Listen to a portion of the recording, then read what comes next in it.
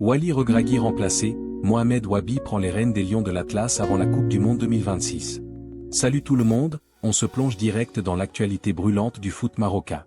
Vous avez entendu la nouvelle qui secoue tout le royaume? Wally Regragui n'est plus à la tête de l'équipe nationale du Maroc, et c'est Mohamed Wabi qui le remplace, juste quelques mois avant la Coupe du Monde 2026. Ouais, c'est officiel, la Fédération royale marocaine de football a confirmé ça récemment, et ça change tout pour les Lions de l'Atlas. C'est un virage majeur, et aujourd'hui, on va décortiquer ce que ça implique pour l'équipe. Est-ce que ce nouveau visage va redonner un coup de boost au Maroc? Et surtout, les joueurs pourront-ils assimiler la tactique d'Wabi avant le grand rendez-vous mondial? On en parle en détail, avec une analyse pointue sur ce qui nous attend. D'abord, parlons de ce remplacement qui tombe comme un coup de tonnerre. Regragui s'en va, et Wabi arrive aux commandes. Pour ceux qui ne le connaissent pas encore, Mohamed Wabi est un coach belgo-marocain de 49 ans, avec une solide réputation dans le développement des jeunes talents. Il prend la suite avec un contrat qui le mène au moins jusqu'à la Coupe du Monde 2026, et potentiellement au-delà. Ce choix n'est pas anodin, la fédération mise sur un profil frais, connu pour sa capacité à bâtir des équipes solides et disciplinées. Wabi n'est pas un inconnu dans le paysage marocain, il a déjà prouvé sa valeur en formant des générations prometteuses, et maintenant, il passe au niveau senior. C'est un pari audacieux, surtout avec la pression de la Coupe du Monde qui approche à grands pas. Mais qu'est-ce qui fait d'Wabi le bon choix pour ce nouveau chapitre? Son style de coaching est fascinant. Il prône une approche pragmatique, où la discipline tactique est au cœur de tout. Imaginez une équipe qui ne panique pas quand l'adversaire domine la possession, mais qui attend patiemment pour frapper en contre-attaque avec vitesse et précision. C'est exactement ce qu'Wabi apporte, un jeu compact en défense, avec un milieu de terrain qui contrôle les espaces et dicte le rythme. Il est fan de formations flexibles, comme le 4-2-3-1 pour équilibrer défense et attaque, ou le 4-3-3 pour presser haut et imposer un tempo élevé. Et le 3-4-3? Il l'utilise quand il veut surprendre, en libérant les ailes pour des débordements rapides. Ce n'est pas du foot spectacle pour le spectacle, c'est efficace, intelligent, et adapté aux forces des joueurs. Au-delà des schémas tactiques, Wabi met l'accent sur les valeurs humaines. Respect, responsabilité, persévérance, ce sont les piliers de sa philosophie. Il veut des joueurs qui ne se contentent pas de courir après le ballon, mais qui construisent une identité collective forte. Pour le Maroc, ça pourrait signifier une équipe plus unie, capable de résister à la pression des grands tournois. Avec des stars comme Achraf Hakimi, Sofiane Amrabat ou Youssef En-Nesyri, Wabi a de quoi travailler. Il pourrait repositionner certains pour maximiser leurs atouts. Par exemple, renforcer le milieu avec des doubles pivots pour mieux protéger la défense, tout en libérant les attaquants pour des transitions explosives. Maintenant, la grande question, le Maroc pourra-t-il assimiler cette tactique avant la Coupe du Monde 2026? On est en mars 2026, et le tournoi démarre en juin aux États-Unis, au Canada et au Mexique. Ça laisse environ 3 mois pour intégrer tout ça, c'est court, mais pas impossible. Wabi est connu pour sa capacité à imposer rapidement une structure claire. Il l'a déjà fait avec des groupes jeunes, en instaurant une discipline qui porte ses fruits en peu de temps. Pour les Lions de l'Atlas, le défi sera d'adapter ce style à des joueurs expérimentés, habitués à un certain rythme. Pensons-y étape par étape. D'abord, les stages de préparation, la fédération va sûrement organiser des camps intensifs dès les prochaines semaines. Wabi pourra tester ses idées lors de matchs amicaux, peut-être contre des équipes sud-américaines ou européennes pour simuler les adversaires de la Coupe du Monde. Imaginez des séances où il travaille le pressing haut pour récupérer le ballon vite, ou des drills sur les contre-attaques pour exploiter la vitesse des ailiers comme Abdel Alzouli.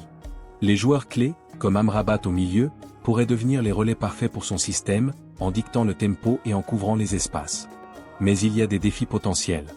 Le Maroc a une équipe talentueuse, mais avec des profils variés ou des vétérans et des jeunes pousses. Assimiler une tactique pragmatique demande de la cohésion, et si certains joueurs résistent au changement, ça pourrait freiner les progrès. Par exemple, si Wabi opte pour un jeu plus direct, ça pourrait contraster avec des habitudes plus possessionnelles. Pourtant, les sources indiquent que son approche est flexible, ce qui est un atout.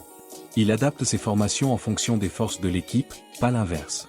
Avec le temps limité, il priorisera probablement les bases, une défense solide, des transitions rapides, et un mental d'acier. Et le nouveau visage du Maroc sous Wabi? Ça pourrait être une équipe plus imprévisible, capable de surprendre les favoris. Pensez à une version des Lions de l'Atlas qui excelle dans les duels physiques, avec un pressing intense pour étouffer l'adversaire dès la récupération. Wabi valorise l'identité marocaine, unité et combativité, pour ce qui pourrait galvaniser les supporters. Pour la Coupe du Monde, le Maroc est dans un groupe relevé, avec des matchs contre des géants comme l'Argentine ou les États-Unis potentiellement. Avec cette tactique, Ils pourraient viser les 8e, voire plus, en jouant sur leur force, vitesse en contre et solidité défensive. Allons plus loin dans l'analyse. Wabi est un tacticien qui mise sur la préparation mentale autant que physique. Il parle souvent de briser les plafonds de verre, en encourageant les joueurs à viser au sans excuse. Pour le Maroc, ça signifie transformer la pression de la Coupe du Monde en motivation. Les entraînements seront intenses, avec un focus sur la récupération rapide et l'endurance, pour tenir 90 minutes à haut niveau. Il intégrera probablement des jeunes talents qu'il connaît bien, comme ceux de l'équipe U20, pour injecter de la fraîcheur. Ça pourrait créer une dynamique hybride, expérience des seniors mêlée à l'énergie des nouveaux. Est-ce que 3 mois suffisent? Historiquement, des coachs ont réussi des miracles en peu de temps, mais ça dépend de l'adhésion du groupe. Si les joueurs achètent la vision d'Wabi et vu son charisme, c'est probable le Maroc pourrait arriver en pleine forme. Les amicaux pré-coupe seront cruciaux pour roder le système. Par exemple, un test contre une équipe comme le Brésil ou l'Espagne permettrait d'ajuster les faiblesses, comme la gestion des espaces larges en défense. En termes de tactique spécifique, Wabi aime punir les erreurs adverses. Son équipe reste compacte, attend le bon moment, puis explose en avant avec des passes verticales rapides. Pour le Maroc, ça colle parfaitement avec des joueurs comme Hakimi, capables de galoper sur le flanc droit, ou Enesiri en pointe pour finir les actions. Le milieu sera clé. Amrabat et Ounahi pourraient former un duo complémentaire, l'un pour détruire, l'autre pour créer. Si Wabi implante ça vite, le Maroc deviendra une machine à contre-attaque, redoutable en tournoi. Bien sûr, il y a des risques. Un temps d'adaptation trop long pourrait causer des faux pas en préparation, ébranlant la confiance. Mais Wabi est un leader calme, qui gère bien la pression. Il communique clairement, instaure des principes semblables, et construit sur l'unité. Pour la Coupe du Monde 2026, co-organisée par 3 pays, le Maroc aura besoin de cette résilience. Avec un public passionné derrière, ce nouveau coach pourrait transformer les Lions en outsiders dangereux. En résumé, ce remplacement marque un tournant excitant. Mohamed Wabi apporte une tactique disciplinée, flexible et pragmatique, qui pourrait propulser le Maroc vers de nouveaux sommets. Les prochains mois seront décisifs pour l'assimilation, mais avec son expertise, il y a de bonnes raisons d'être optimiste. Le visage du Maroc change, et ça sent bon pour la Coupe du Monde. Si vous avez aimé cette analyse, n'hésitez pas à liker, commenter vos prédictions pour la Coupe du Monde 2026, et surtout, abonnez-vous à la chaîne pour plus d'actualités foot fraîches et exclusives. On se retrouve bientôt pour d'autres breakdowns sur le monde du ballon rond.